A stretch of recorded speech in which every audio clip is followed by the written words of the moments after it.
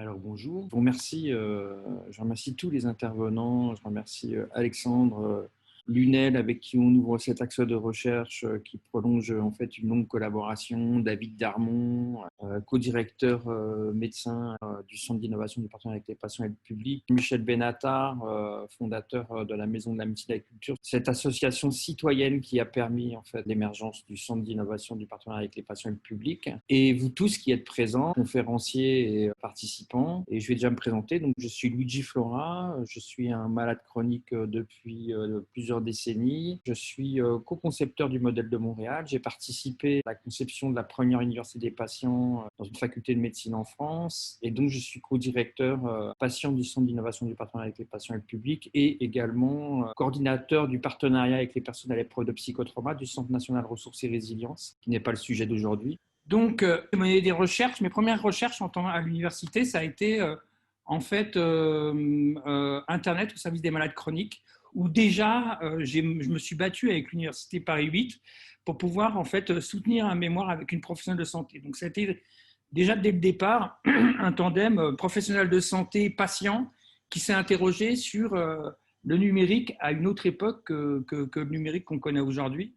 Donc, c'était l'émergence en fait des sites internet et puis des forums, mais il n'y avait pas le téléphone portable, il n'y avait pas tous les réseaux sociaux qui existent aujourd'hui.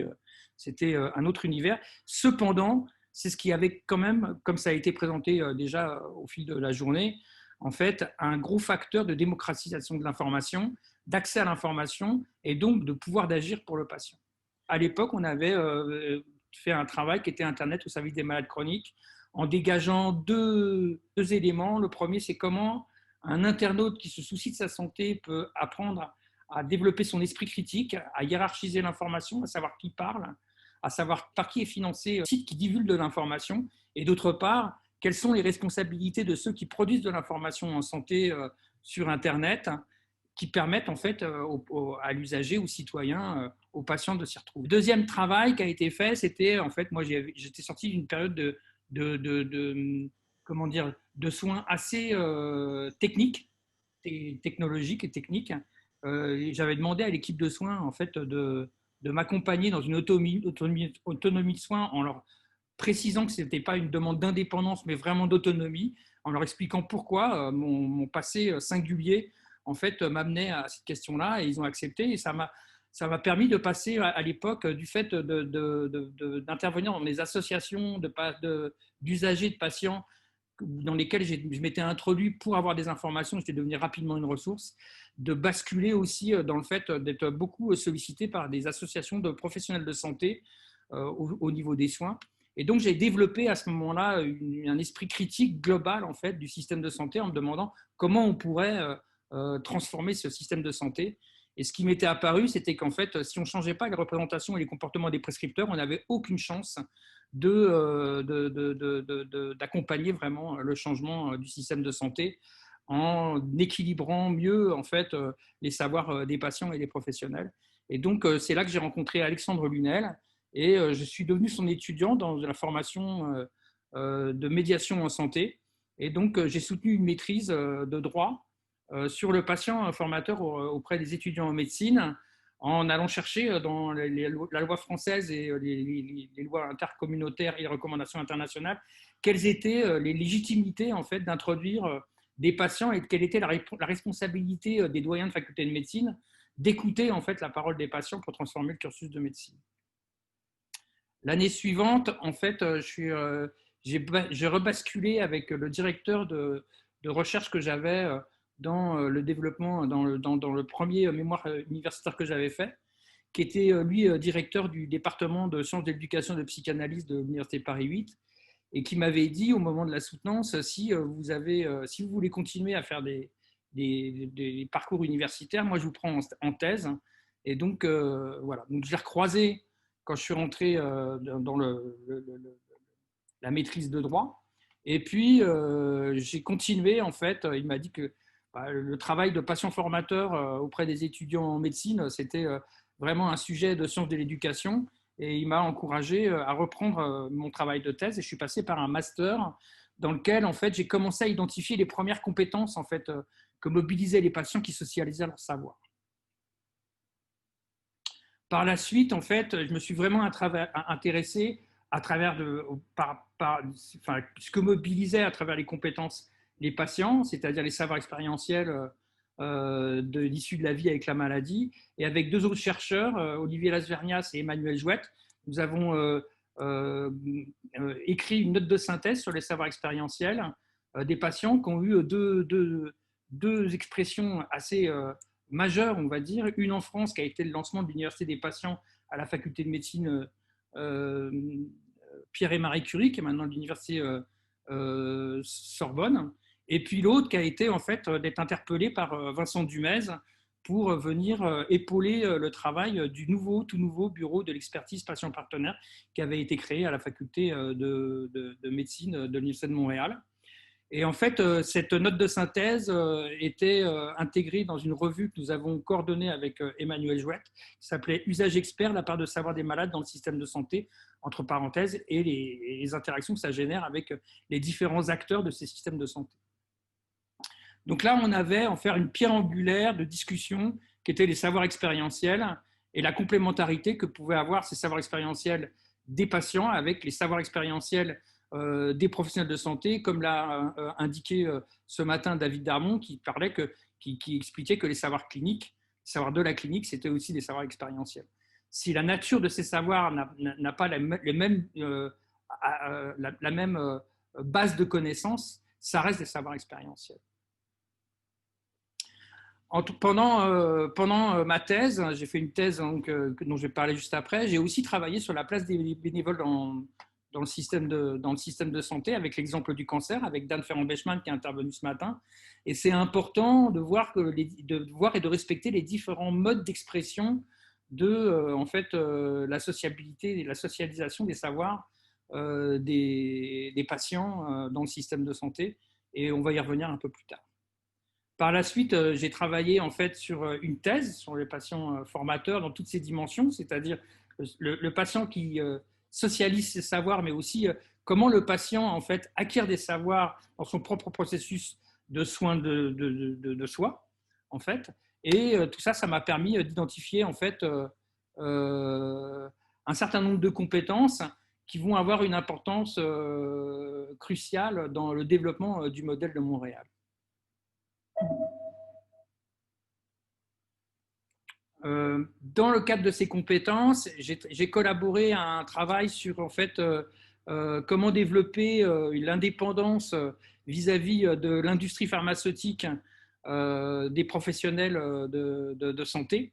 Et donc, dans le référentiel de compétences, il y a des compétences en fait, qui permettent en fait, d'avoir un avis critique par rapport à ça et de se situer pour ne pas se laisser influencer et pour participer en fait, à la formation des professionnels de santé vis-à-vis de cette influence. Vous savez qu'aujourd'hui, l'industrie pharmaceutique ne s'occupe pas que de médicaments, mais aussi du numérique, et que une grosse partie des budgets de recherche et de marketing sont vraiment tournés vers le digital. Donc, ça dépasse vraiment juste la dimension en fait, de l'influence de l'industrie pharmaceutique. On pourrait dire de toute industrie qui crée des bénéfices à partir du champ de la santé. Ce qui n'est pas en soi, en fait, un problème, mais qui peut le devenir si ces influences, en fait, donnent l'avantage sur les bénéfices plutôt que sur la santé des individus et des populations.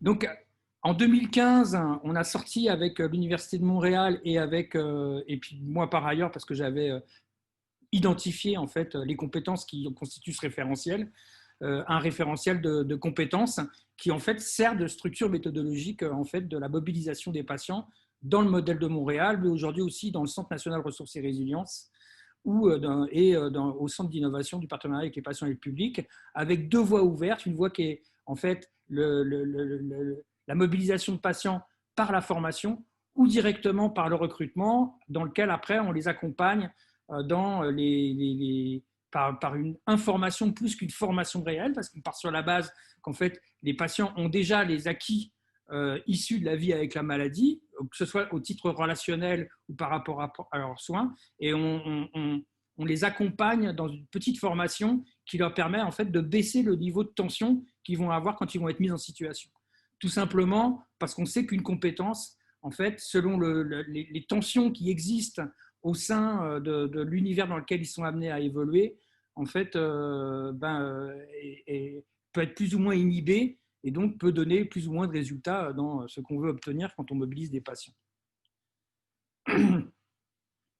En 2017, en fait, j'ai participé lors de mon dernier séjour à l'Université de Montréal, en fait, à la mise en place d'évaluation de dossiers de recherche avant financement sur des équipes qui travaillent sur la santé avec des ingénieurs dans toutes les nouvelles technologies.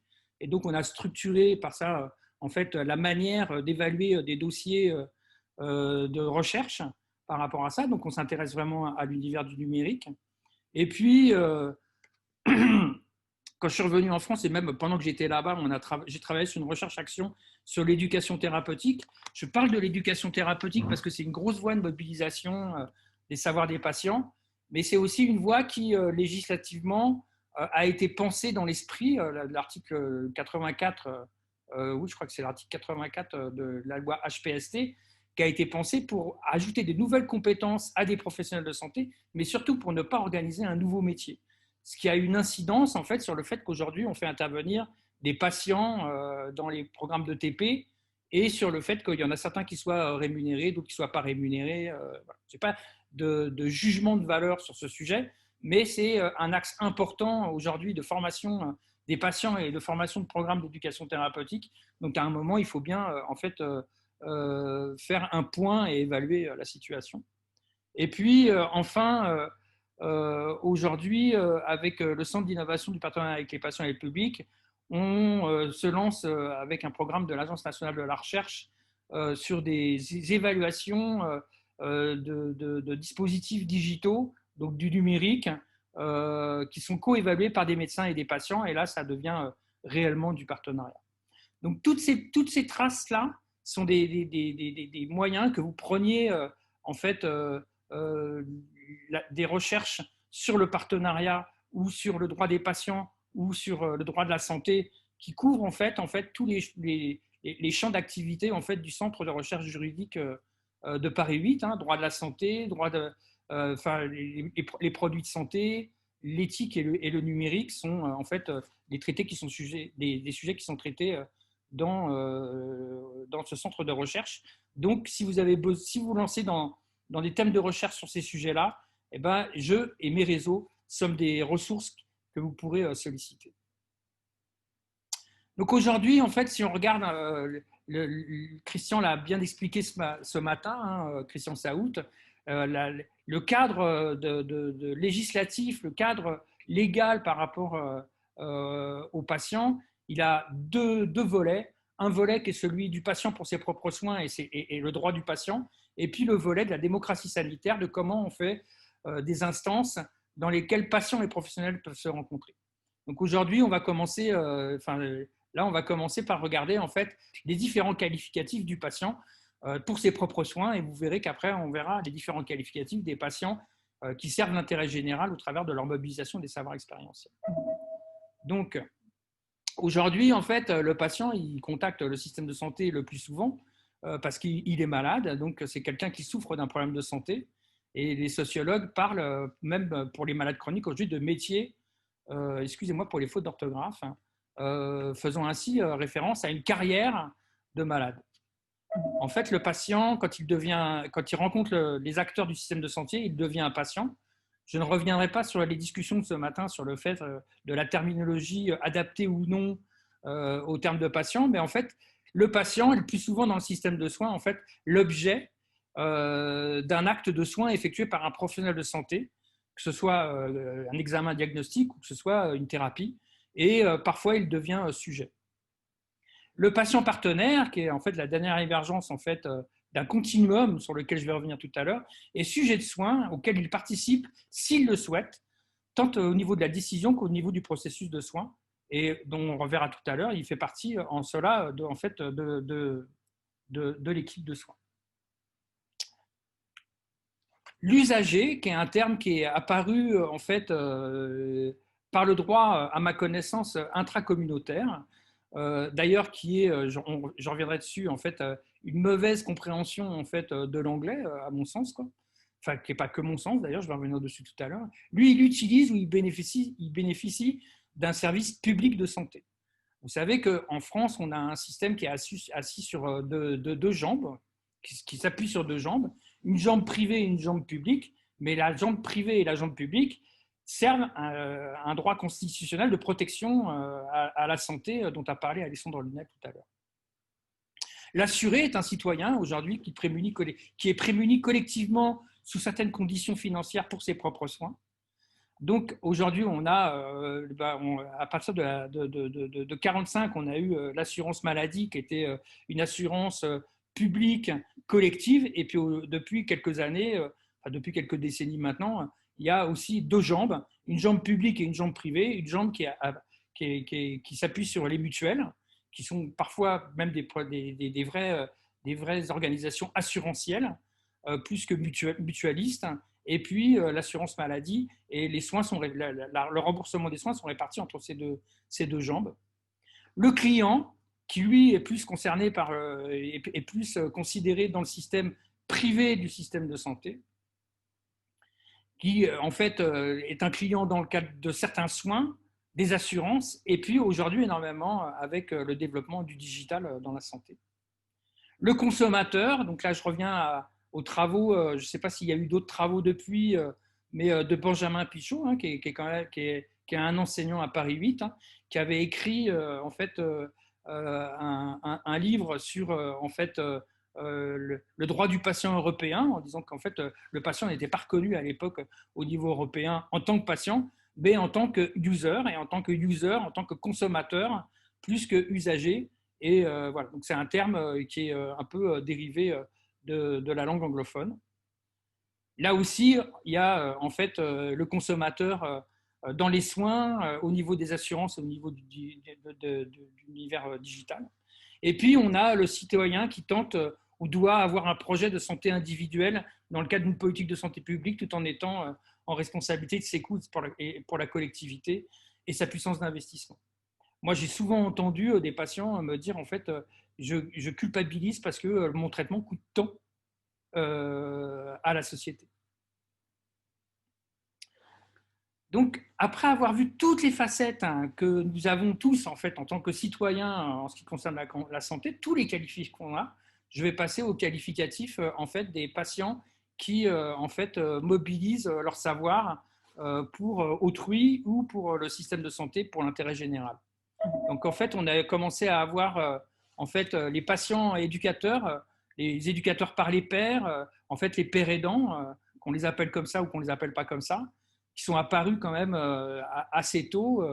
Et puis, il y a eu, avec la loi de 2002, la représentation des usagers. Ce n'est pas que les autres qualificatifs que je vais présenter n'existaient pas avant, mais en fait, ils sont quand même beaucoup institutionnalisés grâce à cette loi et par le biais en fait qu'il y ait des représentants des usagers avec toute une forme de qualification. Je ne vais pas les détailler là, mais vous voyez, dans les milieux de soins aujourd'hui, on a les représentants des usagers, les patients experts, les patients intervenant en ETP, les pairs aidants, les médiateurs de santé pairs, les patients navigateurs et les patients ressources. Les patients experts qui se retrouvent aussi dans la cité, hein, je mentionnerai par exemple l'Association française des diabétiques, qui est une fédération de diabète, qui a commencé à monter un programme d'éducation populaire pour augmenter le niveau d'expertise de leurs membres au niveau du diabète, qui a été un programme qui a été financé par l'assurance maladie et qui ont décidé en fait de créer un programme hybride, Internet et présentiel. Et au travers de cette formation qui est financée par l'assurance maladie, les patients qui augmentent en compétences grâce à cette formation ont comme responsabilité de faire, enfin à l'époque en tout cas, il y a quelques années, de faire au moins 2 activités significatives dans la cité et pas dans le milieu de soins. Donc on parle bien d'accompagner dans la cité. Ça peut être un groupe de parole, ça peut être un stand qui fait connaître en fait le niveau de connaissance par rapport à la vie avec le diabète. Et puis, aujourd'hui, il y a aussi beaucoup le coaching de patients qui existe. Et puis, ont été introduits en fait différents types de patients aussi dans l'enseignement et dans la recherche. En fait, différents patients avec aujourd'hui, vous l'avez, des patients co-chercheurs, des patients chercheurs. Mathieu Dupuis, on a un petit peu parlé ce matin vis-à-vis de la santé mentale.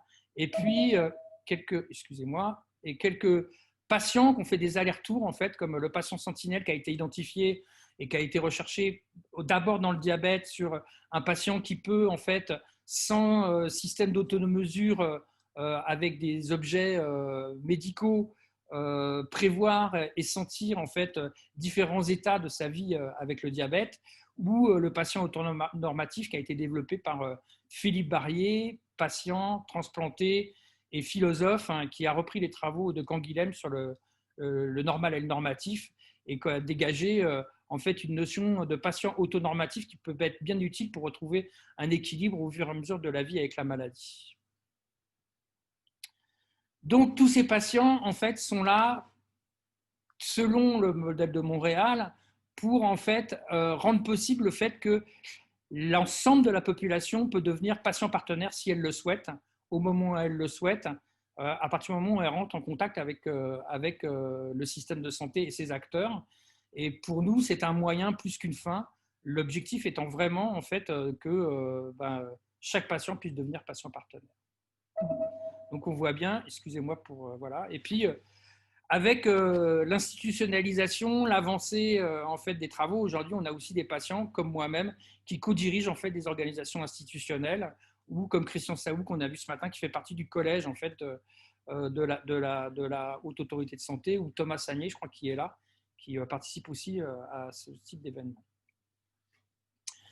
Donc au fil du temps, on a eu, je vais revenir rapidement dessus parce que David Darmon les a présentés ce matin, on est passé d'un modèle paternaliste à un modèle d'approche centrée sur la personne en médecine générale, mais d'approche centrée sur le patient globalement dans les établissements de santé, ce qui fait qu'en fait, on n'a pas vraiment pleinement considéré le patient comme un sujet, mais plus comme un objet, qui a demandé en fait dans le continuum d'arriver au partenariat patient, qui, lui, considère le patient comme membre à part entière de l'équipe de soins. Donc, dans le temps, on est passé d'une médecine paternaliste vers le patient à une approche centrée pour le patient, à maintenant à vraiment un soin avec le patient, même si ce n'est pas encore une pratique majoritaire, en fait, ça reste une pratique minoritaire en France, mais ça fait partie du processus en France et en Europe, comme l'a présenté Gilles Louis dans la communication précédente. Donc, si on s'arrête un petit peu sur le partenariat de soins avec le patient, ça se base quand même sur des principes qui ont été éclairés au fil du temps, et certains principes qui ont été éclairés plus récemment, comme la prise de décision libre et éclairée, dont a parlé, donc je ne vais pas revenir dessus, David ce matin, la mobilisation des savoirs expérientiels que nous avons vraiment mis à jour avec Emmanuel Jouette et Olivier Lasvernias, le développement de compétences de soins dans lequel j'ai travaillé à travers le référentiel de compétences, la mobilisation d'un projet de vie, dont a parlé aussi David ce matin, et puis surtout la grande avancée de ce modèle, c'est vraiment que le patient fait partie à part entière de l'équipe de soins, et ça tombe sous l'évidence entre les travaux que nous avons publiés en 2010 sur les savoirs expérientiels des patients et ce dont a parlé ce matin Jean-Michel Benatar à travers les travaux d'Angela Coulter, qui dit que un patient un malade chronique, selon ça, où ses maladies passent en moyenne entre 5 à 10 heures dans les soins, je ne parle pas dans les salles d'attente et dans les trajectoires, mais dans les soins avec des professionnels de santé sur un an, alors que dans le même temps, lui et ses proches mobilisent jusqu'à 6250 heures de soins par an. Donc ça n'a pas de sens de ne pas travailler avec le patient aujourd'hui, et puis on intègre en fait toutes les stratégies et concepts d'autogestion qui ont été développés depuis les années 80 par Kate Lorig. Donc tout ça forme le modèle de partenariat de soins avec le patient. Donc les compétences, je vous les présente succinctement, mais vous pouvez les retrouver.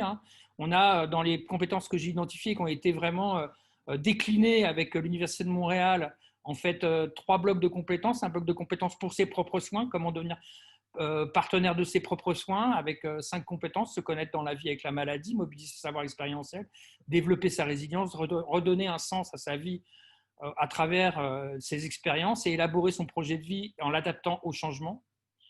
Un deuxième bloc de compétences qui permet en fait de devenir patient ressource, patient formateur, patient co-chercheur. Et puis un troisième bloc de compétences qui permet en fait d'accompagner une transformation du système de santé Donc, je ne vais pas les décliner, là, les compétences, mais voilà.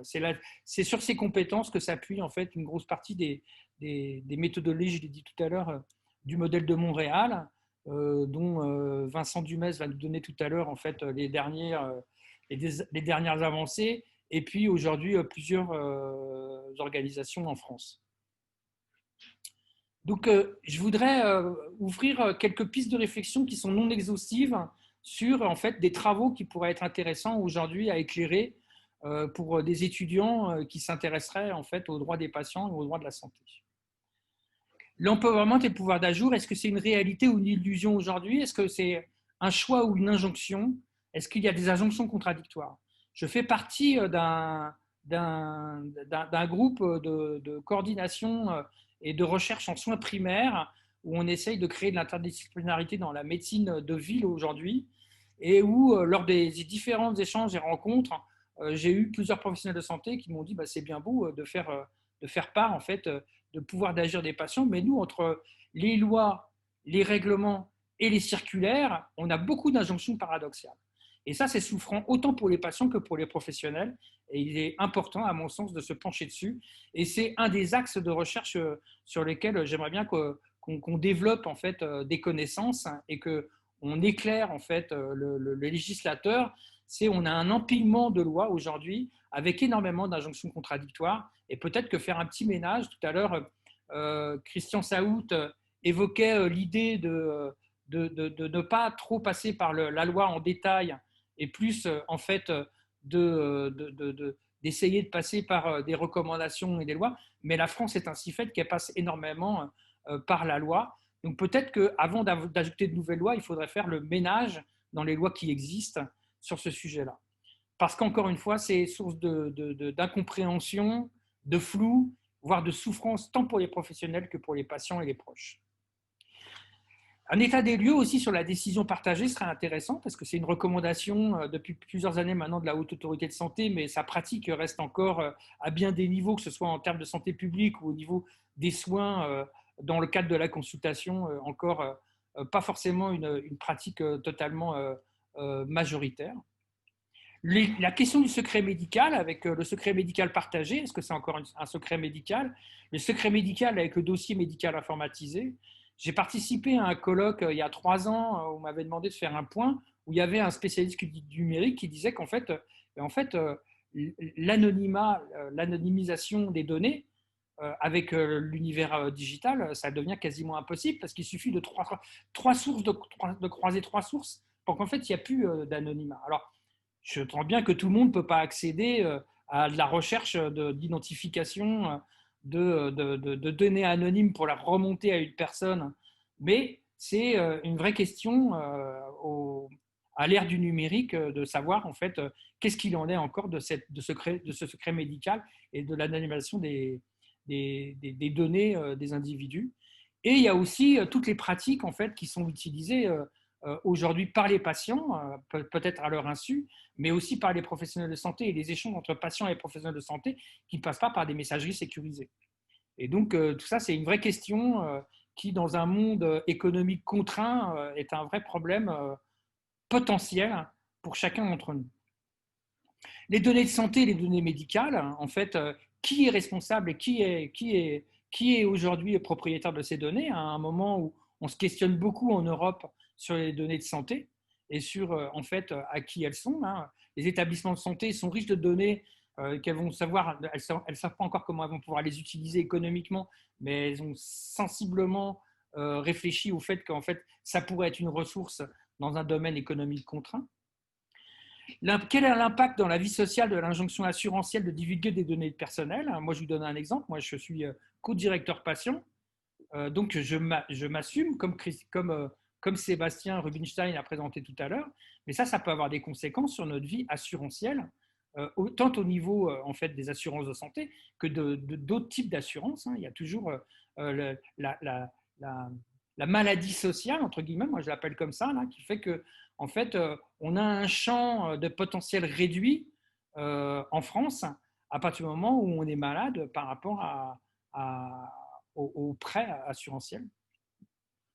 Et puis, vis-à-vis de la recherche, en fait, quelle est l'anonymation aujourd'hui des données, l'univers digital. Je me rappelle d'une recherche qu'on avait menée quand j'étais à Montréal avec Anis Janvier, qui est une chercheure de l'hôpital Sainte-Justine, qui est l'hôpital des enfants malades de Montréal, qui disait que maintenant c'était très compliqué parce qu'avec les réseaux sociaux, les personnes divulguent des informations qui n'ont pas forcément à être divulguées. Donc tout ça, c'est des champs de recherche qui sont intéressants. Et puis, il y a en fait toujours les histoires de consentement éclairé, de responsabilité éthique, qui avec le digital posent de nouvelles questions également. Au niveau des patients de l'intérêt général, d'autres quelques pistes, hein, c'est les quelques modalités assurantielles du patient qualifié dans l'exercice de ses fonctions. En fait, si on sort en fait de la santé mentale dont on a beaucoup parlé aujourd'hui, je pense là à une intervention qui a eu lieu dans un des colloques précédents d'une femme qui travaille en addictologie, une patiente qui intervient.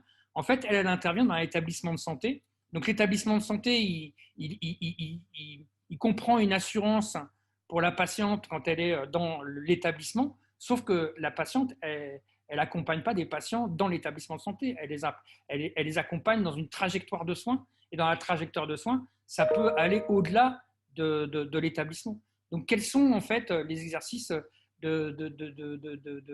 enfin, les modalités assurantielles d'un patient qui se mobilise dans l'intérêt général?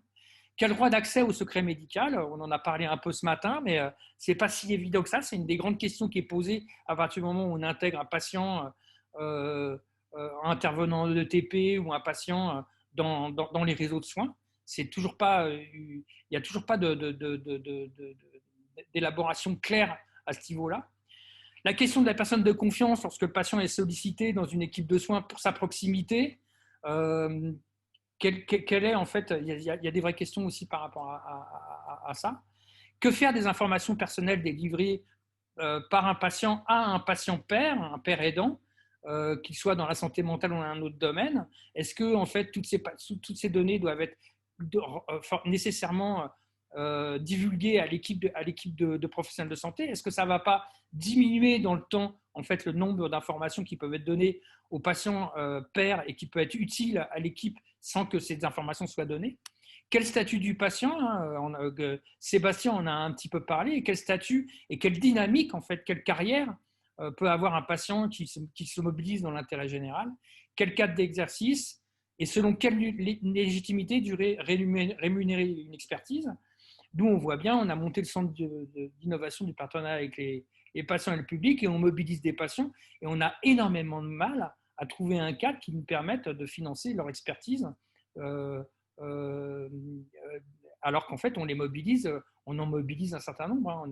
On a cette année produit jusqu'à, j'ai plus le nom en tête, mais on est intervenu auprès de plus de 700 étudiants en médecine cette année. Et donc voilà, quelle question, c'est vraiment une question importante. Dans la thèse sur laquelle j'avais travaillé, je vais rapidement passer là-dessus, mais en fait, on a beaucoup travaillé jusqu'à aujourd'hui sur les compétences des patients, qui ont permis de structurer des méthodologies, mais on a nettement moins travaillé en fait sur le fait de regarder aussi dans la loi française sur quoi on pourrait s'appuyer pour essayer justement de rémunérer des patients qui servent l'intérêt général. Or, dans la loi française, comme dans la loi québécoise d'ailleurs, les pompiers et puis en France, les sauveteurs en mer sont des bénévoles qui ont en fait un statut de délégation, c'est-à-dire que quand ils sont employés dans une entreprise, ils peuvent être détachés de cette mission pour répondre à leur mission d'intérêt général. Ils ont un cadre de formation et puis ils ont un dédommagement pour cette activité. Ça fait partie des pistes qui pourraient être intéressantes à regarder dans la jurisprudence pour essayer de réfléchir à comment rémunérer des patients. En termes de professionnalisation, on avait mis ça en lumière avec les travaux d'Anne Ferrand-Bechmann dans le domaine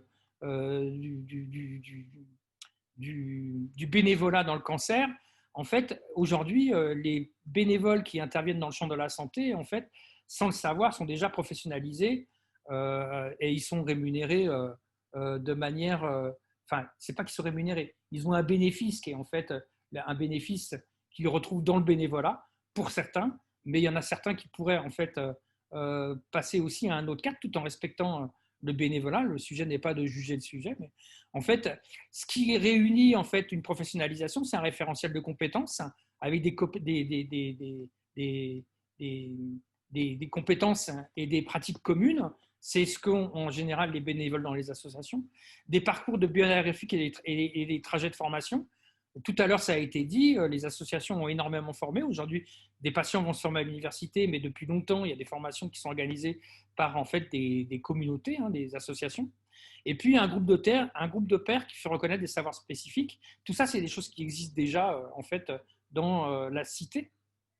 Et puis, d'autres axes, en fait, c'est une formation académique. Aujourd'hui, ça existe. Une inscription au répertoire national des certifications professionnelles.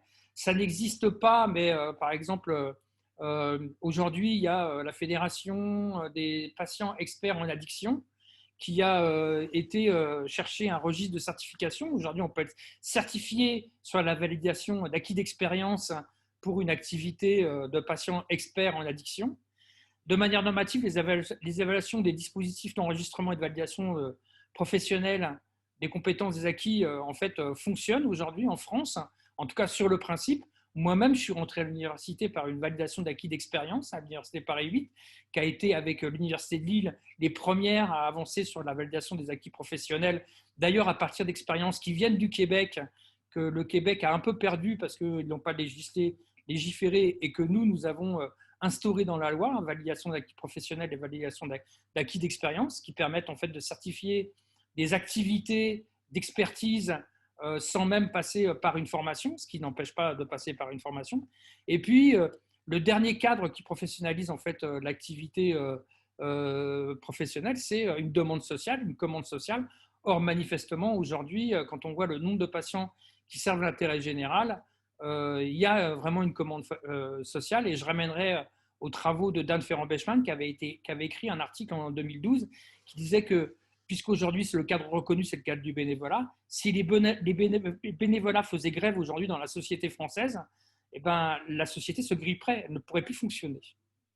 Et puis, dès lors qu'il est question de santé, en fait, le plus souvent, sans que cela ne soit le cas, ben, il y a, dans le cadre des professions, il y a un code, un code et une charte de déontologie. Et puis, je mettrai juste le point sur ma dernière rencontre avec Alexandre Berkès, qui a aussi travaillé à Montréal et qui travaille aujourd'hui au CAPS Bretagne, sur le fait d'une rencontre qu'on avait eue avec la responsable de la formation, la réforme du second cycle des études de médecine, qui nous avait demandé si on ne pourrait pas essayer de participer à un ordre des patients pour intervenir dans les facultés de médecine pour en fait accompagner cette réforme qui est celle d'accompagner les formations médicales et de formation de santé par les savoirs des patients.